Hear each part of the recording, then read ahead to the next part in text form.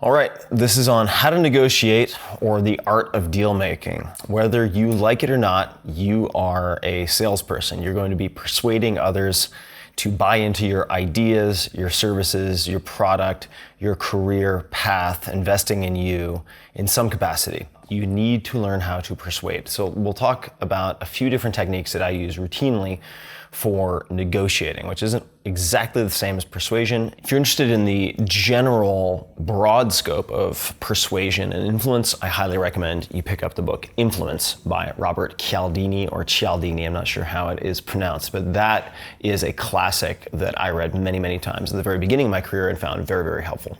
Getting into negotiating, a few things to keep in mind. Mantra number one is he or she who cares the least wins.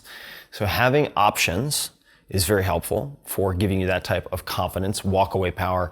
The other is doing an exercise called fear setting so that the downsides of losing the negotiation are detoothed in a way. And you can find out more about fear setting at tim.blog/TED. I did an entire TED talk on this, so I won't spend time on it right now.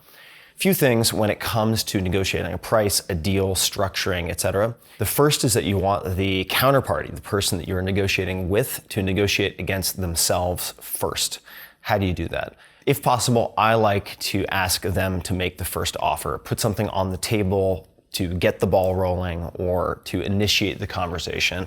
And very often you'll be interacting with someone who you can position as the expert. You know more about this than I do. You've done this 100 times. This is my first rodeo. Why don't you just put something on the table so that we can discuss it as a starting point? That is, in my experience, very often more beneficial than it is harmful. Sometimes they will try to anchor, that is, give you a very, very high ball price or a very, very low ball price, depending on if they're on the sell side or the buy side.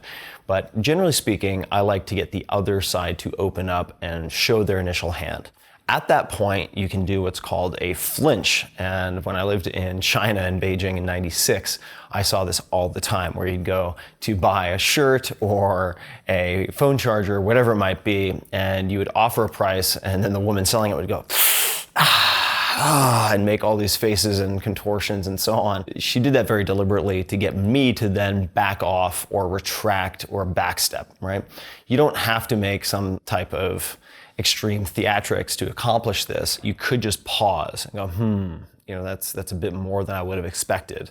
And then wait. And the waiting is the hardest. So if you can develop the ability to sit in silence, you will have a tremendous advantage in negotiating. So you want to flinch in some fashion first. Wow, that's a lot higher than I would have expected. Then perhaps they backpedal, which happens a lot, especially with novice or intermediate negotiators. And then you can very simply ask, is that the best that you can do? Do you think this is the best that you guys can offer? And again, pause and wait. When you want to get into some of the more, I suppose, sophisticated or developed techniques in negotiating, different types of bracketing, how to make certain concessions, how to drill into what they want, the needs behind their requests. So they want a certain price, but what are the incentives? Are they trying to hit a quota? Do they want to, for instance, be remembered in some fashion or retain branding? Maybe a statue in front of the shopping center would do instead of them getting top dollar on the shopping center you're trying to buy, something like that. There are resources that can help with these types of more advanced techniques. One would be Roger Dawson, Secrets of Power Negotiating.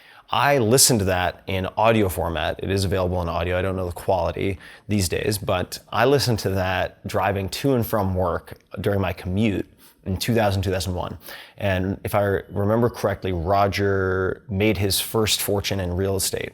And I found it very, very helpful, and particularly in audio, so I could hear inflection and how he delivered certain phrases, asked certain questions. The other book is Getting Past No, and the author, or at least co-author, is William Ury, U-R-Y.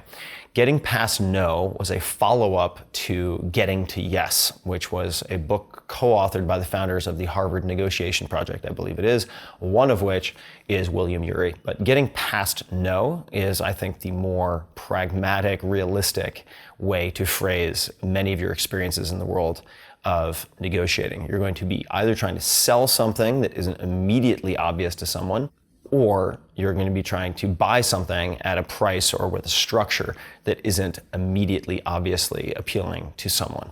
Otherwise, it's not negotiating. You simply put something on the table and you sell it or you buy it. The other facet of negotiating is avoiding it altogether. And that sort of leads to this, which is you can structure your life to avoid certain types of negotiation. In the case of, say, my podcast and podcast sponsorship, I have a very lean team of just a few people, and we wanted to avoid altogether the extreme back and forth that can be involved with ad purchasing or selling. This is very routine, and podcasts the size of mine very often have staff of 20, 30 people and agencies and all sorts of folks involved. To avoid that, we decided that we would have everyone prepay. There are no payment terms, no net 30 or anything like that. We did not offer any discounts, still don't offer any discounts, and we would charge a premium. The way you get a discount is by locking in today's pricing, because with the rate of growth we expected with the podcast, the absolute pricing would always go up, not the CPM. And so there are ways that you can set policies and systems in place in the beginning so that you do not have to expend many, many cycles of negotiating. To pull that off, though, in the case, say, of the podcast, you have to deliver very, very high amounts of traffic with high conversion, right? So that, in a sense, forces you to deliver a higher quality product. And I always find that the premium space, or selling to the affluent, if you want to take a look at that book, to be much, much easier than negotiating with players who are looking for the lowest cost option.